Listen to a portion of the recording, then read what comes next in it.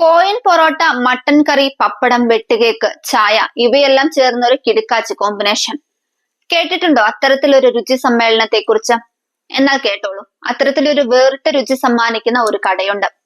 കൊല്ലംകാരുടെ സ്വകാര്യ അഭിമാനവും അഹങ്കാരവും മാറിയ ഒരു ചായക്കട. അതിന്റെ പേര് എഴുത്താണിക്കട എന്നാണ്.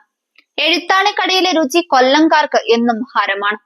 മട്ടണും കേക്കും തമ്മിലൊരു അടാറ് കോമ്പിനേഷൻ എഴുത്താണിയിൽ കിട്ടും. എഴുത്താണിയിൽ വിരിയുന്ന രുചിയുടെ ലിപി അറിയണമെങ്കിൽ കടയുള്ള കേരളപുരത്തേക്ക് പോണം. കൊല്ലം ചെങ്കോട്ട റോഡിൽ കേരളപുരം ജംഗ്ഷനിലാണ് കട. ആകാശ നീല നിറത്തിലുള്ള വർണ്ണം മേലാസകലം വിതറി പഴയ തടി കൊണ്ടുള്ള വാതിലുകൾ ഘടിപ്പിച്ച മേശയും ബെഞ്ചുമെല്ലാം നിരത്തി പ്രൗഢിയോടെ കേരളപുരത്ത് നിൽക്കുകയാണ് എഴുത്താണിക്കട. കൊല്ലത്തെ രുചി തേടിയുള്ള യാത്രയ്ക്ക് ഇതിലും മികച്ച തുടക്കം വേറെയില്ല. കടയ്ക്ക് പുറത്ത് ബോർഡുമില്ല, പേരുമില്ല. കടയുടെ അകത്ത് വലിയൊരു ചില്ലിക്കൂട്ടിൽ നിറയെ വെട്ടുകേക്കുകൾ കാണാം. ഇതെല്ലാം ഒരു ദിവസം കൊണ്ട് വിറ്റുതീരുമോ എന്നുള്ളത് കാണുന്നവരുടെ ന്യായമായ സംശയമായിരിക്കും. എന്നാൽ അത് അസ്ഥാനത്തുള്ള സംശയമാവും.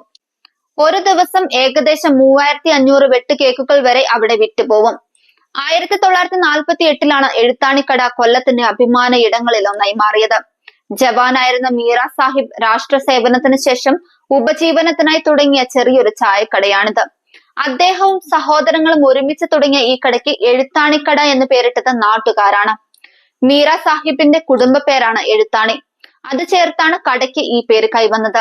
ഇപ്പോൾ മീറ സാഹിബിന്റെ മകൻ അബ്ദുൾ റഹീമാണ് കട നടത്തുന്നത്. കൂടെ സഹോദരൻ അബ്ദുൾ സലാമുമുണ്ട്. കൈ കഴുകി പഴമ തുളുമ്പുന്ന കടയുടെ ഉള്ളിലെ ബെഞ്ചിലിരുന്നാൽ ഒരു പ്ലേറ്റിൽ ചൂടോടെ ആവി പറത്തി മട്ടൻ കറിയും പത്തിരിയുടെ വലുപ്പത്തിലുള്ള സോഫ്റ്റായ കോയിൻ പൊറോട്ടയും എത്തും. പിന്നാലെ പപ്പടവും വെട്ടുകേക്കും ഒരു പ്ലേറ്റ് സവാള സാലഡും എത്തും. ഇതാണ് കോമ്പിനേഷൻ.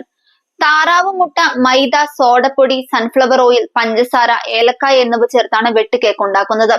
1 മാസത്തോളം കേക്ക് കേടുകൂടാതിരിക്കും. പാഴ്സലായിട്ടാണ് ഇവ കൂടുതലും വിൽക്കുന്നത്. ഒരു ബോർഡ് പോലും ഇല്ലാത്ത കടയുടെ പബ്ലിസിറ്റി ഇവിടെ നിന്നും രുചി തിരിച്ചറിഞ്ഞു മടങ്ങുന്ന കസ്റ്റമേഴ്സ് തന്നെയാണ്. ചായയും കടികളും മാത്രമേ എഴുത്താണി കടയിലുള്ളൂ എന്ന കാര്യവും അത്ഭുതമാണ്. നട്ടുച്ചയ്ക്ക് വരെ വലിയ തിരക്കാണ് കടയിൽ. കൃത്രിമമായ പദാർത്ഥങ്ങളൊന്നും എഴുത്താണി കടയിൽ ഉപയോഗിക്കാറില്ല. ഫ്രിഡ്ജുമില്ല, ഫ്രീസറുമില്ല. അപ്പോൾ തന്നെ ഊഹിക്കാമല്ലോ ഇവിടുത്തെ മട്ടന്റെ മേന്മ.